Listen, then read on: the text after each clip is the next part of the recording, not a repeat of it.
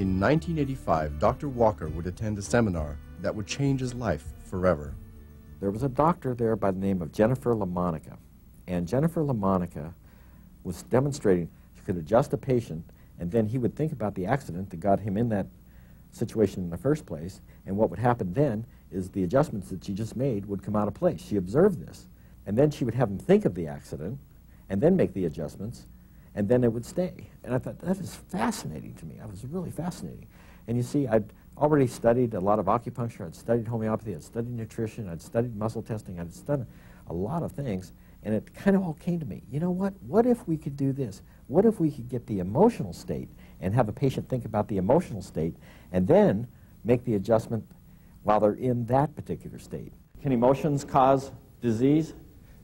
This is one of the most documented things in all of the literature. Emotions definitely can cause this. Actually, emotion can cause death. And emotions are normal and natural and fine. But if emotions get out of hand, if they're at the wrong time, in the wrong place, they can actually cause distress on our body. And emotions have been, in many, many scientific studies, have been shown to be a causative agent in many, many diseases. So what I want to do is I want to see what's going on with you and see if we can fix you. And what's your main complaint? My main complaint is my neck seems stiff, just gets all tightened up. It's hard to move my head completely from side to side, and just sort of... Like turning your head back and forth this way? Show me what you mean. It's like I can only go about that far to either well, I can only go, yeah, that's... Oh, that looks pretty tight, all right. Well, I'm going to go through a little procedure here and see if we can figure out what's going on, all right? Fine. Okay. Let's take this arm right here, and I'm going to push it down and you keep it up, all right? Wow. Hold, resist. That's good. Resist again. Okay, can you take this hand and put it back in your neck? Right about here for me. Did you do that? Okay. Hold it right there now. Hold it right there. Your body seems to be saying there's an emotional component to this problem. And I don't know if it's everything, but at least it's part of it. So we have a procedure we go through, kind of like a little game. And you can stop anytime you want to, but it's usually pretty harmless. Do you want to play? Yes. Okay, great. This can only be about two things. There only is two things, money and love. Money means money, job, finances, career, you know, the material world, things. And then there's everyone you've ever loved or once ever loved you. And in that category, there's like family and friends. So let's try for a family member first. Family member. Okay. And there's two families, the family you came from and the family you now have. Which one do you want to try first? Family I was born into. The family you were born into. Okay. And a particular member of the family? Uh-huh. Well, everybody has a mother and a father, so let's try mother. Let's try father. And your father. And your father. And your father. And your father. And your father. Down here in the liver. Liver goes with a couple emotions. Let's try a couple out here, okay? So anger and resentment and your resentment. And your resentment. Something about your father. He wasn't around. Okay. Or at least not for me. Yeah, okay, I can understand that. So resenting that your father wasn't around for you, really wasn't a real dad in the classic sense of the word. I would have another feeling that he didn't like me or didn't want me there. Anything to do with that? I wonder how old you were then, when you were conception to 10, when you were conception to 5, age 6, and age 7. So you're a little 7-year-old in 2nd grade, and when you're 7, you don't have any way of measuring yourself, how important or lack thereof. So your dad was the authority, so like maybe you didn't feel like you were worthy of his attention, actually. Yeah. Can you see how you might resent it, that you weren't worthy of his attention? Yeah, weren't worthy of attention. Good. Bob, I want you to put your hand right here like that, and I want you to put your other hand on the forehead like that, and up a little higher. That's it. Okay. And just close your eyes if you want to, or keep them open, doesn't matter. But I want you to go back and I want you to pretend that you're 7. I want you to pretend you're never going to get any older than that you're just there at 7. And the thing about this little procedure we're doing here is the more you can feel the resentment and maybe anything else you were feeling at that time, the better this works, because it engages your physiology and kind of gets everything up, you know, so we can make this release. All right. Hold that feeling. Breathe in. Out. Breathe in. Out.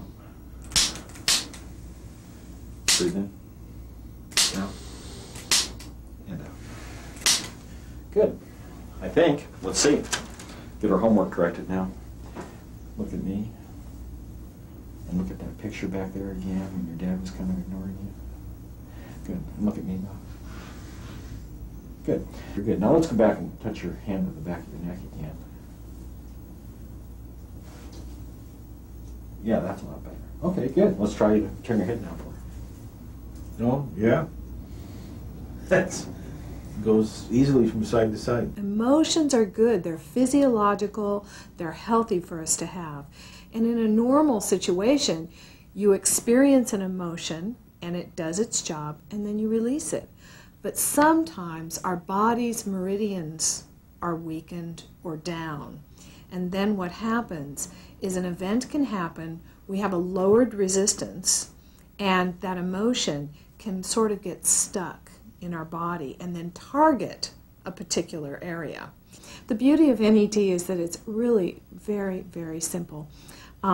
What it's dealing with is physiology. What we want to do is bring the physiology up. The memory brings up an emotion, brings up a memory, and the memory brings up the physiology. And then by making a correction, you can just let go of that baggage. You still have the memory, but the charge isn't there. Several years ago, Patrick Dockery ruptured and fragmented 2 discs in his lower back.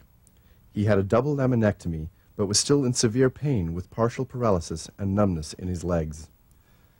During the following years, his legs began atrophying, and his pain was consistent and unyielding, to which his surgeon had no solutions. The very first time I ever went in, he said, well, you seem like you're a pretty open-minded person. I'd like to try something called NET on you.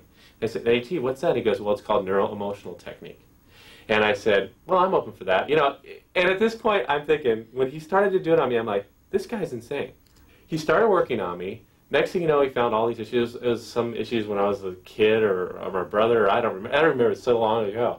But literally, that very first time, there was a lot of relief. I mean, it was amazing pain, but there was a lot of relief the very first time. I'll tell you, within 4 days, I came back every day sequentially. Within 4 days, I no longer had pain. It's never what you know or what you learn. It's what you let go of that makes you free. You make the choice. The choice doesn't make you. I got sick with the flu and didn't get over it for about 6 years. They called it chronic fatigue. They called it a lot of different things. It was horrible. Nausea, vomiting, headaches, lots of terrible stuff. And I guess I didn't know that it would ever go away. And what NET did for me was give me my life back. Dr. Walker is sort of my Wizard of Oz. He granted my wish, or allowed me to grant my wish, of getting healthy again. And there is nothing more important than feeling good. And thanks to him, I feel good again. I was at one of these seminars, and a doctor by the name of Bob Curry came up to me and said, Howard, I think I found it. I think I found a missing link, and you need to see this guy's name's Dr. Scott Walker. He's in Encinitas, California, and he knows all about the emotional side of the triangle. He's put together a simple, easy to use, easy to duplicate technique where everybody can tap into and do. And I said, really? Okay, I'll check it out. So I went, and I was blown away because it's been so long since I've seen that much passion and that much excitement in a person like I saw in Scott Walker. The sad fact is that more people will spend more money in their last 2 weeks of life on trying to stay alive than they will in their whole life on their health. And it's sad, and it's true, and it's what's going on in America. We have a disease care country, not a health care country. And people are rampantly all over seeking for health care. They don't know where to find it. And I promise you this, whether you're a practitioner or you're a patient or you're somebody just happen to stumble along and see this video, you need to find out about NET. You need to get under NET care. You need to do it with somebody who's qualified to do it. You need to do it now, and it'll change your life.